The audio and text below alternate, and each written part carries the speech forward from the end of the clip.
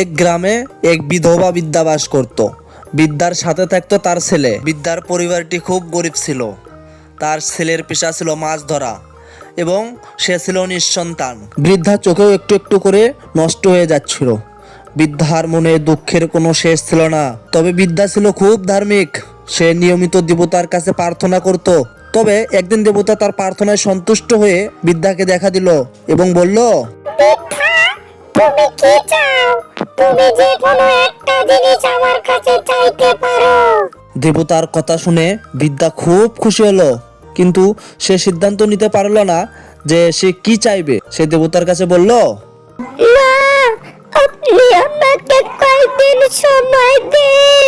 আমি কিছুদিন পরে এসে আপনার থেকে বর চাইব। ঠিক আছে বৃদ্ধা, তুমি এখানে এক সপ্তাহ পর আবার এসো। বৃদ্ধা তো অনেক খুশি।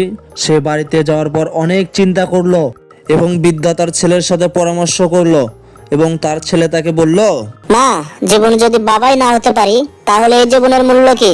তুমি আমার জন্য দেবতার কাছে একটা সন্তান চাও। বাবা, তাহলে ঠিক আছে, আমি দেবতার কাছে তাই চাইব। তারপর বৃদ্ধা তার এক প্রতিবেশীর সাথে কথা বলল। প্রতিবেশী তাকে বলল, তোমার ছেলের জন্য সন্তান চেয়ে কি হবে?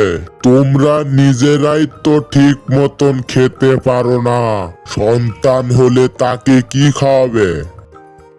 এর থেকে বরং তুমি দেবতার কাছে টাকা পয়সা চাও, যেটা দিয়ে একটা ভালো বাড়ি কিনতে পারবে, ভালোভাবে খেতে পারবে। তুমি ঠিক বলেছ, আমি দেবতার কাছে টাকা পয়সাই চাইব। বৃদ্ধা এইসব কথা শোনার পর খুব চিন্তায় পড়ে গেল। আবার ভাবলো, সে তো এমনিতেই অন্ধ হয়ে যাচ্ছে। সে যদি তার ছেলের ইচ্ছা পূরণ করে বা টাকা পয়সা চায়, কোনোটাই সে দেখতে পারবে না। তারপর বৃদ্ধা অনেক ভাবতে লাগলো, কি চাওয়া যায়, টাকা পয়সা নাকি ছেলের জন্য সন্তান, না নিজের দৃষ্টিশক্তি। অবশেষে বৃদ্ধা একটি সিদ্ধান্তে পৌঁছাতে পারলো।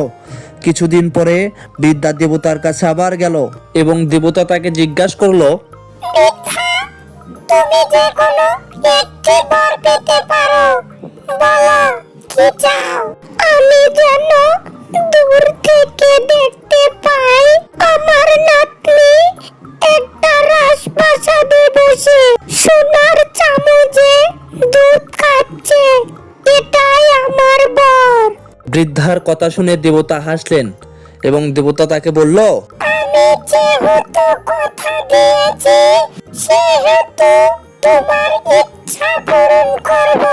সবশেষে দেবতা তাকে বলল, আমরা যদি কখনো কাউকে কোনো কথা দেই, তা অবশ্যই পালন করতে হবে।